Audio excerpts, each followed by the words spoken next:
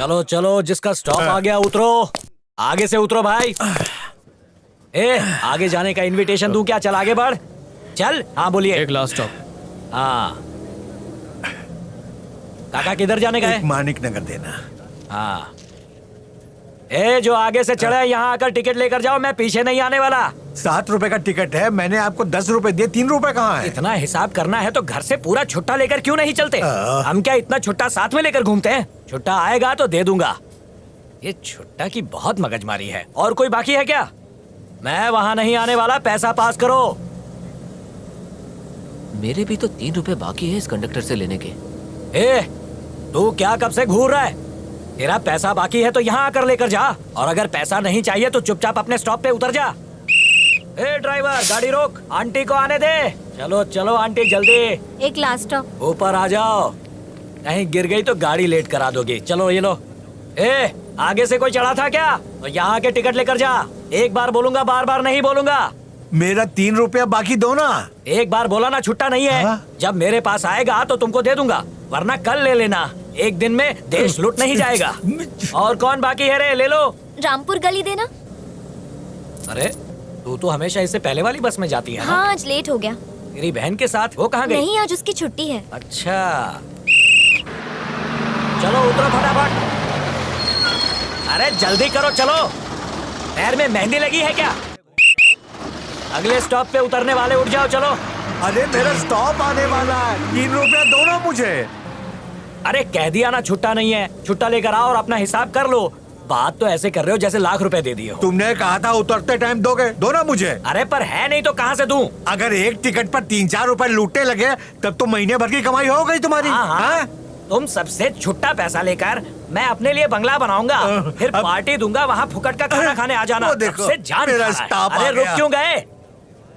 एक तो मेरा पैसा नहीं दिया, ऊपर से बहस कर रहा है। क्या पैसा पैसा कर रहा है कब से? तूने एक बूढ़े आदमी का पैसा खाया, कभी सुखी नहीं रहेगा, बता दे रहा हूँ। मेरी बस में आकर मुझे ही धमका रहा है, ऊपर से बद्दुआ दे रहा है। कल से देखता हूँ कैसे इस बस में आता है तू। एक तो इनको लेकर जाओ, ऊपर से छुट्टा पैसा भी दो। कंडक्टर के खिलाफ मेरी शिकायत बस में आकर बहुत बड़ी मेहरबानी कर रहे हो ना तुम। क्या छुट्टे पैसे के लिए कब से बहस कर रहे हो? तुम्हारे इन छुट्टे पैसों से हमारी बस कंपनी नहीं चलती।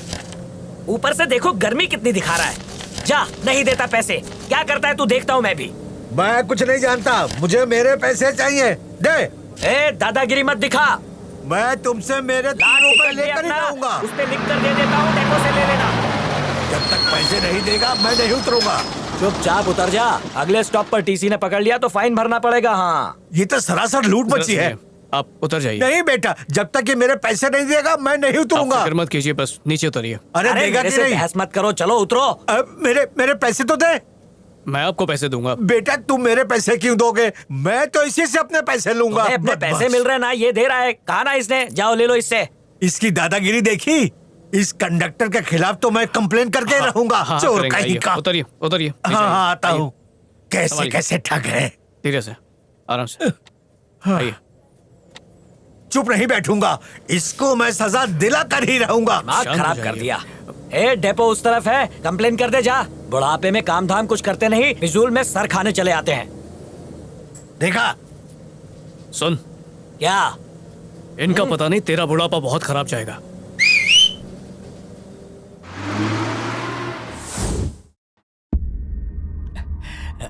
पहचाना मुझे?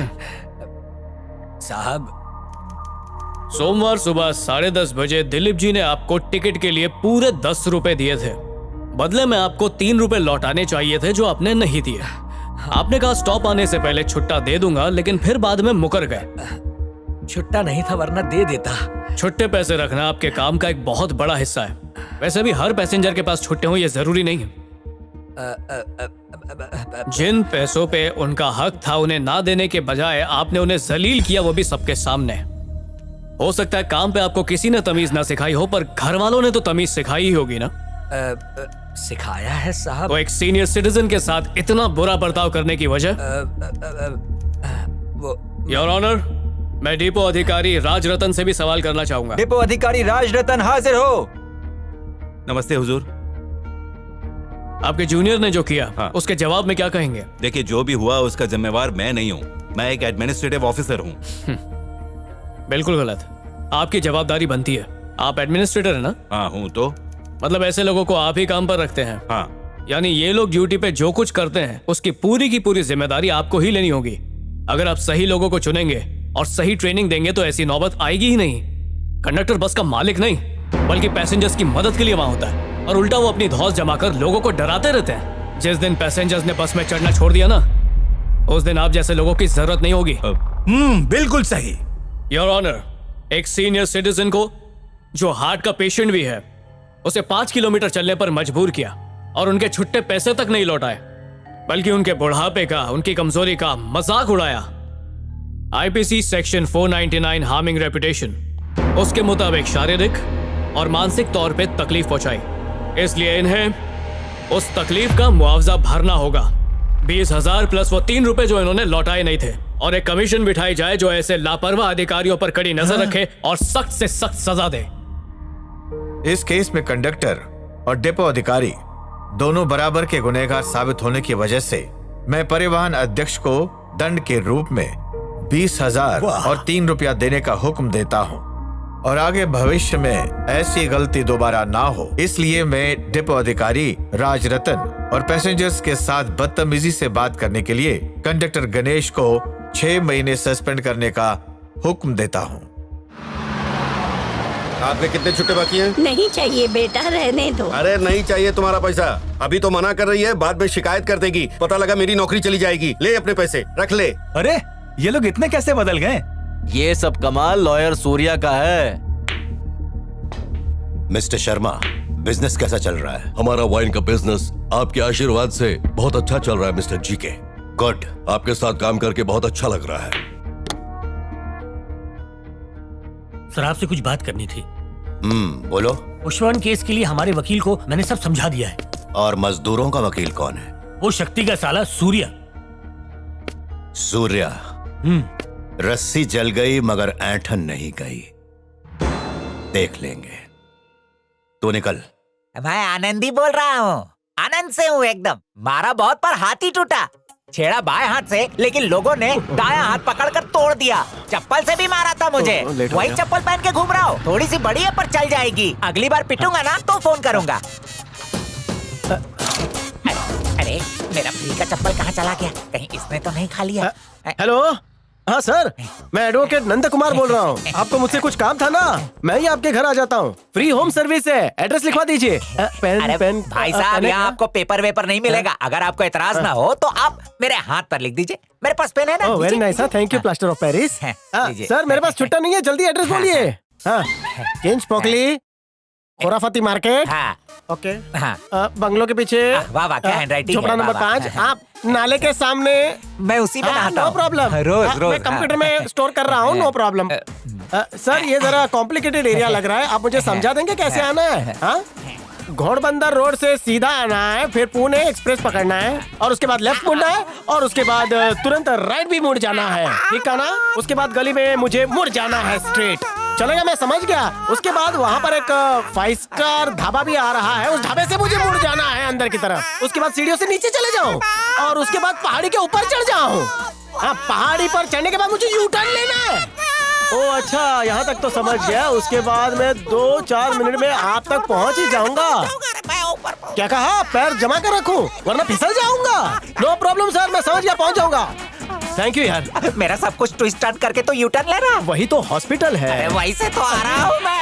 वहीं जाकर इलाज क्यों नहीं करवाता तू? अरे वहीं से तो इलाज करवा के आए हो, तभी तो पट्टी बंद गया। सॉरी, हाँ मेरे जज्बात खुदक कर बाहर निकल रहे थे। मैं एक A1 नंबर के वैद्य हकीम को जानता हूँ जो बिना छुए तेरा इलाज कर देंगे। अच्छा, सुई लगाते हैं क्या? उनके पास सुई तो है ही नहीं। चल। सर एक कंप्लेंट लिखवानी थी। साहब एक कंप्लेंट। उधर जा। अरे हरी हरी दिखेगी तभी तो हरियाली फैलेगी। ये लो साहब। हाँ वजन है। चलता हूँ साहब। नमस्कार। हाँ बको। मेरा नाम शिवराम है, 36 वरदराज स्ट्रीट में रहता हूँ। तो मैं क्या करूँ? मेरा पड़ोसी मिथुन मुझे बहुत परेशान करता है। अच्छा अच्छा, एक काम करो, 2 व्हाइट एंड व्हाइट पेपर और 2 ब्लू एंड ब्लू पेपर लेकर आओ। हैं? अरे थांबा जरा। एक कानपुर चाय पीणार का? हाँ मंगा लो। हाँ तो एक काम करो, 2 चाय मलाई मार के और मेरे लिए हाँ सिगरेट का पैकेट और उसके लिए भी बड़ा पैकेट। आइला बड़े साहब को तो भूल ही गया, उनके लिए 2 बड़े बड़े नारियल जल्दी लेकर आओ। ए बनारसी पान खाएगा क्या? हाँ चलेगा। हाँ तो उनके लिए 10 पान बनवा दो, जल्दी करना, और मेरे लिए 2 मीठा पान। है साहब मेरे लिए बीड़ी। हाँ इसके लिए एक बीड़ी का पैकेट ले आना। अरे बहुत सारे काम है, पहले जाके इतना तो लेकर आओ। अरे तुमको सुनता कम है क्या? जाओ ना बाबा जल्दी। नहीं तो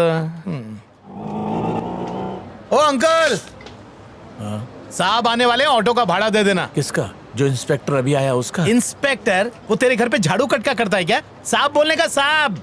हाँ नहीं तो। भाई कितने पैसे हुए? 70 रुपए हुए।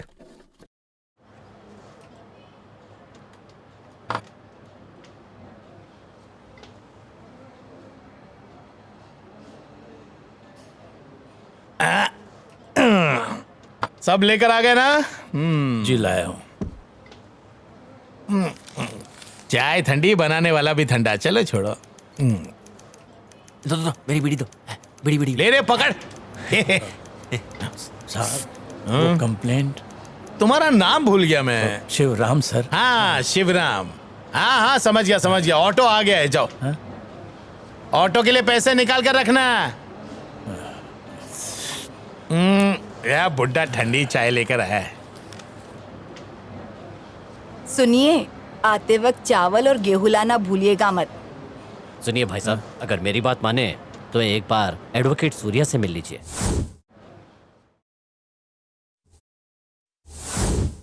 इंस्पेक्टर गोविंद हाजिर हो।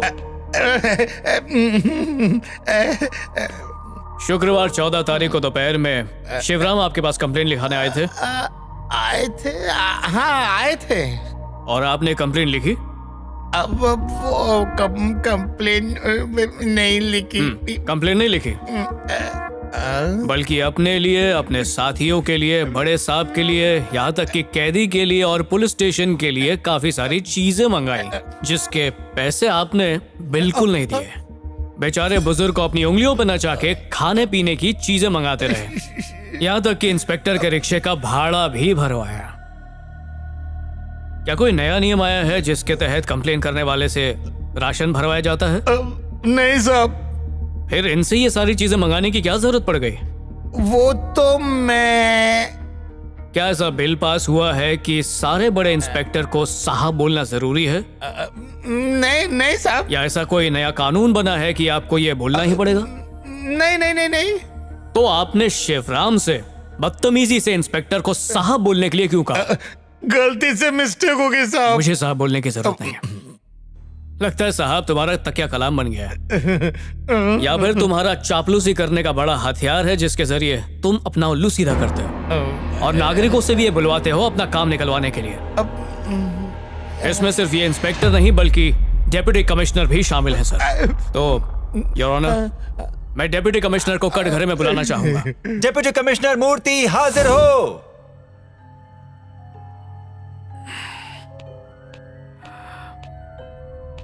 आप ही डेप्यूटी कमिश्नर मूर्ति हैं? जी हाँ। पार्ला ईस्ट का पुलिस स्टेशन आपके अंडर आता है? जी हाँ, मेरे अंडर में। क्या आपके पुलिस स्टेशन में कंप्लेन लिखाने के लिए सिगरेट और चाय की घूस देनी पड़ती है?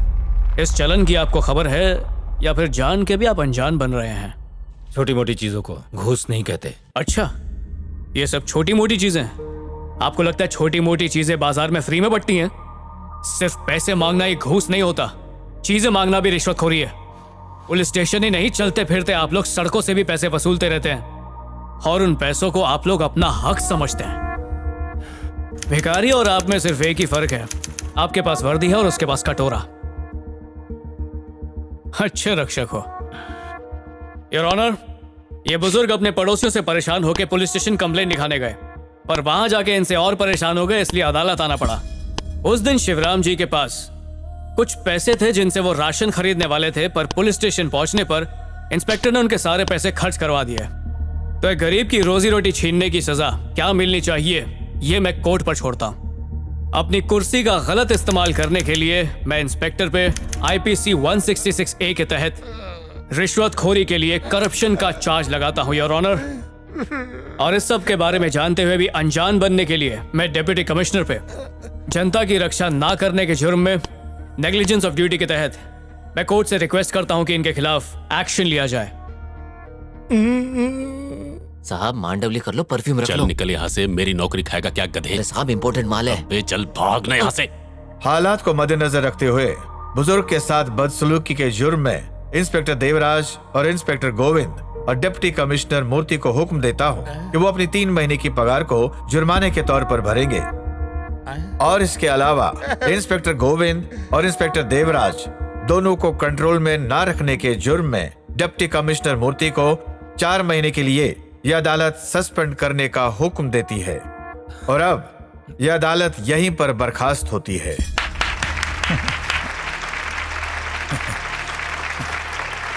आपको 4 महीने के लिए सस्पेंड किया गया है, क्या कहना चाहेंगे इस बारे में? No comments. आप रिश्वत लेके काम करते हैं? No comments. एडवोकेट सूर्या ने तो आपको 4 महीने के लिए सस्पेंड करा दिया। 4 महीने क्या करोगे? Shut up. सॉरी सर, भूल से टकरा गया। ये टकराना तुझे भारी पड़ेगा और इस गलती का अंजाम तुझे बहुत जल्द पता चल जाएगा।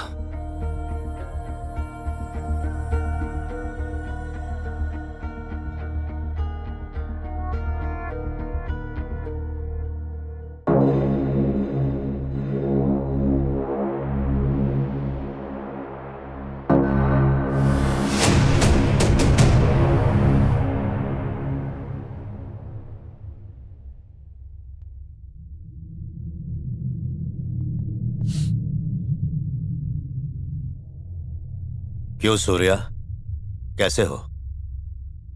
सोचा था कोर्ट में सामना होगा, लेकिन किस्मत ने यहां मिला दिया। तुम्हारे जीजा का अंतिम संस्कार कब है? तेरे क्रियाक्रम के बाद।